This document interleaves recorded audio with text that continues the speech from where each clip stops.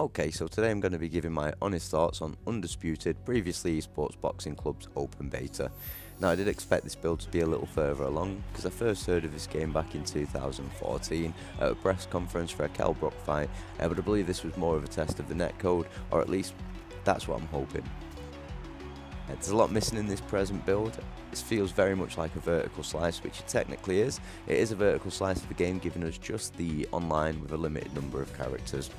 First of all, for anyone who didn't play the beta, I'm going to give you a quick breakdown of the UI, both while fighting and in between rounds. So while the round is active, you can see you have access to the stamina bar, a heart rate monitor, and this little dummy on the side of the information bar. The stamina bar is self-explanatory. It goes down when you throw shots, recovers when you don't, similar to other stamina bars of the past. The dummy is a representation of where you are hurt. It looks like an amalgamation of the top two indicators shown in between rounds, which I will show you in a second, and then the heart rate monitor. In the first couple of days, this didn't seem to be working as intended. During the last day though, I did notice the more you throw, move your head, step, etc., the higher your heart rate will go, meaning that you burn stamina more quickly. I didn't notice until I was editing this video that there is also a symbol for loose footwork. That's the little white symbol shown just here. Thanks to Sam Mackinder for clearing up what that symbol was for. What it technically does, it loosens up your footwork, it allows you to move a little bit faster, but it's supposed to leave you a little bit more vulnerable. In between rounds is auto-piloted at the present time, so there is no corner game. You get a set amount of stamina and HP recovery. I would like to see this eventually tie into the previous round's performance, but at present time it seemed like a set amount of recovery between rounds for each fighter. In between rounds you get to see your health bar, which is hidden while rounds are active unless you are stunned. This on the first day was a good indicator of who was winning rounds, but I do believe towards the end of the 3-day period this was tuned to try and be more accurate to boxing, but honestly the scorecards were a little bit all over the place, but I'll talk about that later on. You now have access to 4 dummies on the side of your information bar. The top 2 dummies I believe represent how close you are to being stopped by a shot to that specific area, be that the side of the head, side of the body, etc. And the bottom 2 indicators are for cuts. There's not much left to say about the UI, so let's get into what they've done well and what needs work. First off, let me prefix this with no matter what I say, good or bad, about the game. After just 3 days and 2 of them playing with a defective pad that's now been returned, I was legitimately addicted to this game. Now that could be down to the last 10 years, not having a boxing game and scratching that competitive itch with free-to-play games like League of Legends and Multiverses, because I did also get incredibly frustrated at a couple of things. Firstly, I have to talk about the biggest elephant in the room, which was the ping. The ping was awful, like 60 to 80% of the games I played were practically unplayable. It got to the point where if it looked laggy after the ring walks on the last couple of days, I'd just surrender, as there was little chance of a knockout occurring, and on those high ping connections it really did sometimes feel like pulling teeth. I really believe if they launch this game P2P, it will be a huge mistake. And if it isn't P2P and this is server-based matchmaking, then the servers and netcode need a bucket load of work. They need regional servers where I can play, say, EU servers to guarantee a stable connection, and if I choose to play in the US, because it's late and less people are playing in the European Union, that's on me and my choice. Maybe I've been spoiled with League of Legends. It's free to play, been around for over 10 years, they're making good money, and the thing they've worked the hardest on, I believe, was making the server connections as stable as possible to ensure that the gaming experience is smooth as butter. Compare that to Multiverses, which released in the last year, had over 10 million downloads and now struggles to retain a Steam player base over 2,000 because the servers are terrible, and as a result of that, the competitive integrity of the game is ruined. I've been playing League for 10 years and never seen one instance of rollback, and that's a 5v5 competitive game. I had multiple instances of rollback during my short 7 hours playing this game.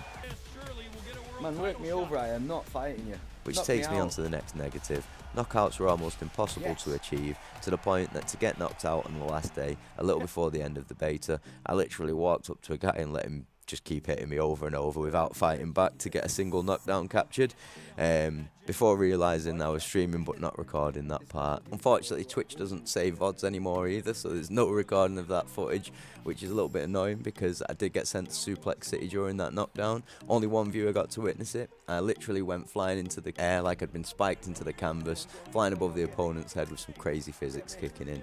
I do believe that knockouts should be more accessible. One of the best things about playing an online fighting game, especially a boxing game, is the fear of a knockout, and that just wasn't present in this build.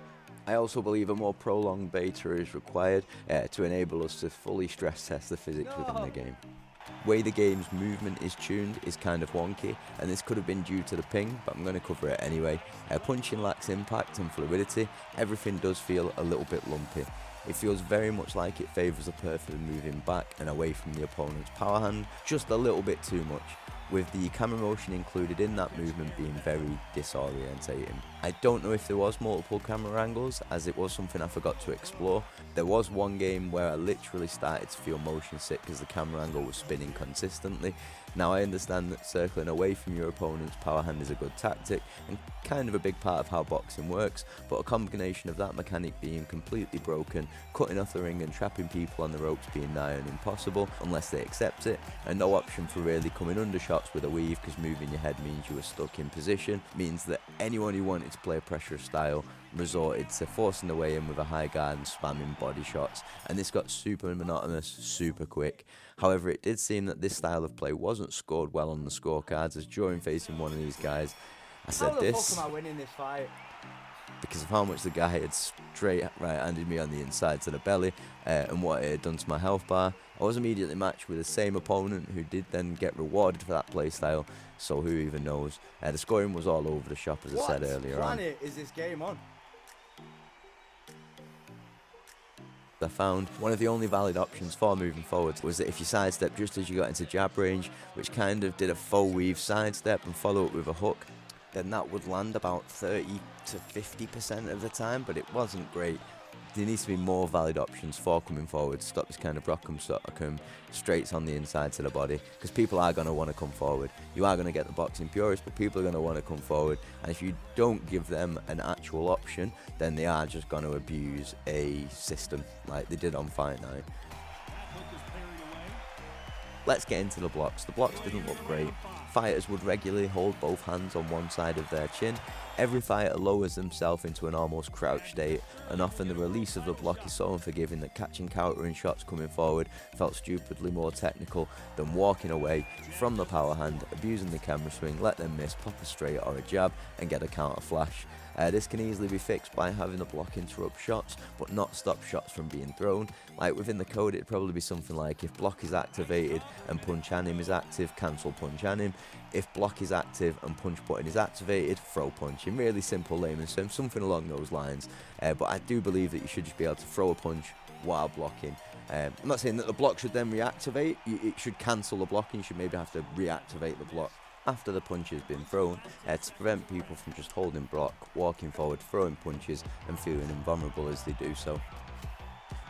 I think a good fix for the scorecards would be to have one judge to score based on the damage on the bar itself, another judge to score based upon shots landed, percentage, CompuBox stats, and then to have the third judge based on a blend of the two.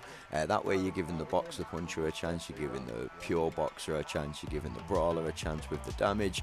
I just think that would be a little bit fairer. I do believe that this system should only be used during online play to create a sense of balance. I personally am not going to play much of the offline functionality, but you can use this to create the tendencies of the referees. If you've got a referee that prefers a more aggressive fighter, assign him with a preference for damage during his scoring. If you have a referee that in real life prefers a boxer, then you have him use the CompuBox stats, punches landed, things like that. Can't honestly figure out what was going on with the scorecards at present time. They were just all over the place. I'd be losing fights that I felt like I was comfortably winning fights that I felt like I was comfortably losing. It was a very weird experience. It's a small thing, this one, and probably a necessary thing to stop the game being a complete mess where you never face your opponent correctly, but it would be nice to have an animation if a fighter is stood still and I cause them to follow me to another angle by walking to the side. They shouldn't just rotate on the spot. If their feet are planted and they're moving ahead especially, creating an angle should be much easier than it currently is. They should have to disengage from the head movement animation to track where I move to, but it seems once they're belly dancing, you always enter through the front unless you step, which is pretty annoying. The final negative is I have a hugely beefy system capable of running most games at least 120 if not 240 frames per second, and my fans will rarely come on. However, after a couple of hours of playing this game, my computer was basically a radiator, with the fans going absolutely hell for leather, with an average frame per second of 58.8, so some optimization is definitely required, especially before this goes anywhere near consoles. On to the positives. The game looks great in comparison to how it feels, and I can imagine with more polish and optimization, this could be an absolute banger experience for us all. There were times where the game would disconnect and I'd be unable to find the game, just to find out that there had been a minor update, and I close my game, reopen it, and the game would feel completely different, showing a willingness from the devs to use the information they're receiving and make the game better proactively. When you get two guys that play this like a boxing game on a fair ping connection, it feels fantastic, and even losing doesn't feel frustrating, as you feel like you've been outplayed. But this was such a rarity to get a fair ping connection and your opponent not just be try-harding like it was a ranked mode during a beta, and that makes me pretty sad. Even with all the elements that I think need to be fixed and polished, this is a massive step in the right direction, and I honestly can't wait to see where it ends up.